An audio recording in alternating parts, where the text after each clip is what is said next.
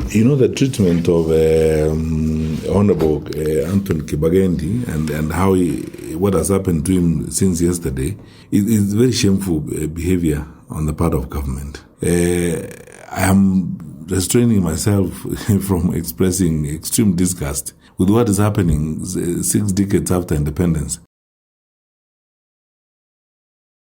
The last 2 months, this government has been offering almost every Kisii leader who cares to listen jobs in parastatals, asking them they will give them money if they defected to UDA and disowned me.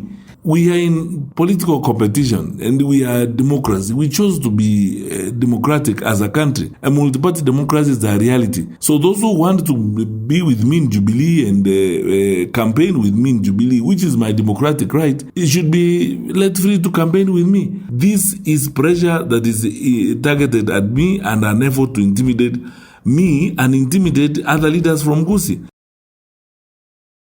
Because it falls in a pattern of what we have seen recently. And I'm going to talk about this publicly very soon. All these senior leaders from Gusii are being called at night by government-associated people and being offered jobs by government and being told they can be given money if they abandoned me or disowned me.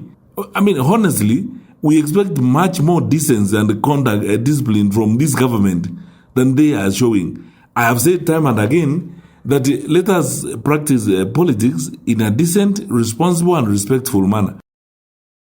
The law is not supposed to be followed by the opposition. It's not supposed to be followed by both the opposition and government. We are supposed to respect the constitution, both of us. We will remain patient for now and obey the rule of law, but it won't be for long. If they continue this way, in other words, if they're looking for conflict and confrontation, we have avoided this because we want a stable country and we want to go forward. But if that's the path they are choosing, we will walk the path. And we can assure them it's one where they will not win. They will not win. Because there is no government that will win against its people if it is going to move against its people. In the kind of primitive manner that we are seeing, I'm totally outraged by this kind of pettiness that they are showing. Harassing a member of parliament because of expressing himself, trying to intimidate a member of parliament. It's indeed obvious to me and every other people that Kibagendi has been approached several times by government leaders asking him to abandon me. I mean, everyone knows this. This is something that everyone knows. Kibagendi has been asked several times by government-leaning leaders to abandon me and disown me.